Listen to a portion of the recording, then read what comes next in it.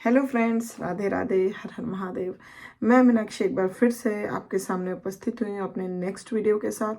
तो चलिए, शुरू होने से पहले फटाफट से बताइए आप सभी लोग कैसे हैं। I hope you are happy and healthy.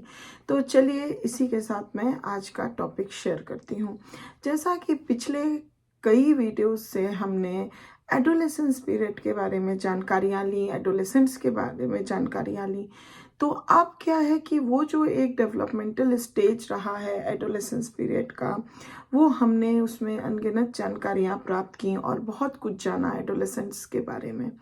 तो अब जब डेवलपमेंटल स्टेजेस में अब हम इस सेशन में एक कदम और आगे बढ़ेंगे, जो कि स्टेज आती है एडोलेसेंस पीरियड के बाद, जिसको कि हम एडल्टहुड बोलते हैं।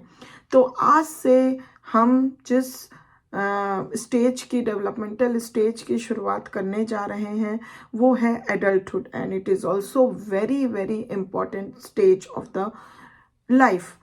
तो ये जो है एडल्टहुड को हम 3 सब डिविजन्स में देख सकते हैं, जैसे कि अर्ली एडल्टहुड, मिडिल एडल्टहुड जिसको मिडिल एज बोलते हैं, एंड लेट एडल्टहुड जिसको हम ओल्ड एज बोलते हैं। इसके बारे में मैं अगले सेशंस में डिटेल में थोड़ा बताऊंगी। आज इस सेशन में जब हम इसकी जानकारी ले रहे हैं ओवरऑल एडल्ट और एडल्टहुड की, तो आज चलिए इस सेशन में हम कुछ ग्लिम्स लेते हैं कि एडल्टहुड पीरियड होता क्या है, एडल्ट्स बोलते किसको हैं।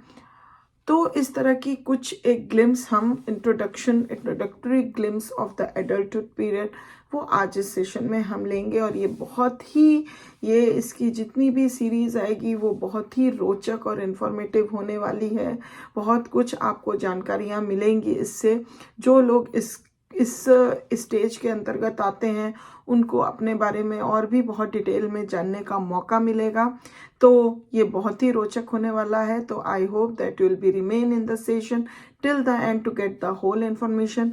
और आज का ये टॉपिक और इससे आने वाली हर सीरीज का टॉपिक आपको अच्छे से अगर जानकारी लेनी है तो प्लीज़ मेरे चैनल को जल्दी से सब्सक्राइब कर लीजिए, जिससे आपको मेरे हर वीडियो का नोटिफिकेशन मिल जाए, जिससे आप आगे की हर सीरीज का बहुत अच्छे से लाभ उठा सकें।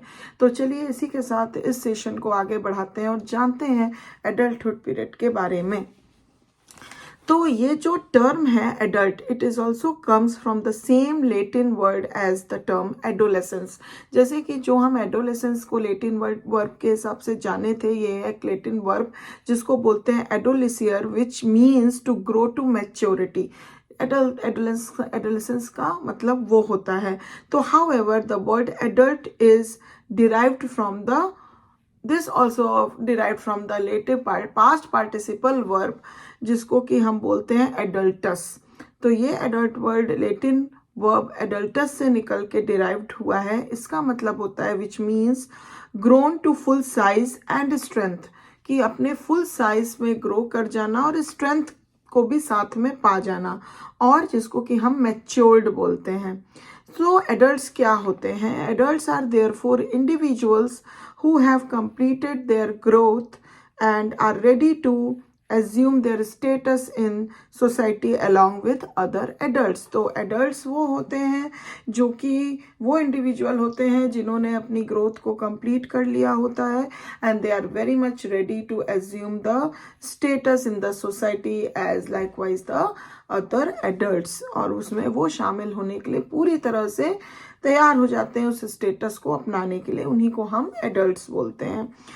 Different cultures have different ages at which children reach the adult status on the age of legal maturity। बहुत सारे different cultures में different ages बताई गई हैं जिसमें children एक adult status को पाता है, पहुंचता है, और वो जो एज ऑफ लीगल मैच्योरिटी जिसको कि हम कह सकते हैं पाता है। ये डिफरेंट कल्चर में डिफरेंट हो सकती हैं, थोड़ी बहुत एजेस में ऊपर नीचे हो सकता है। In most of the older cultures में अगर हम देखें, they reached this status when their puberty growth was complete. तो ये कुछ कल्चर में देखा गया है, ओल्डर खास करके कल्चर में, कि ये स्टेटस बच्चे तब पाते हैं जब उनका प्यूबर्टी ग्रोथ जो होती है वो कंप्लीट हो जाती है और नियरली कंप्लीट पे रहती है।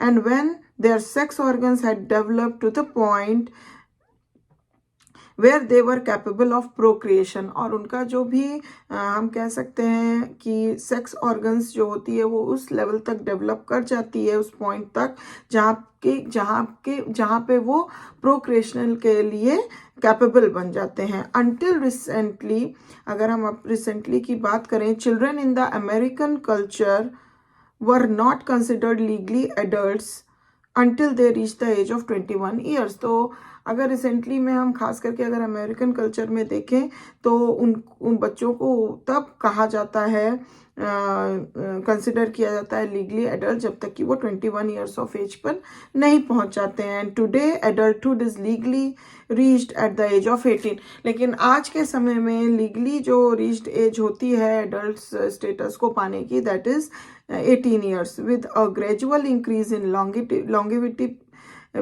adulthood is now by far the longest period in the total life span।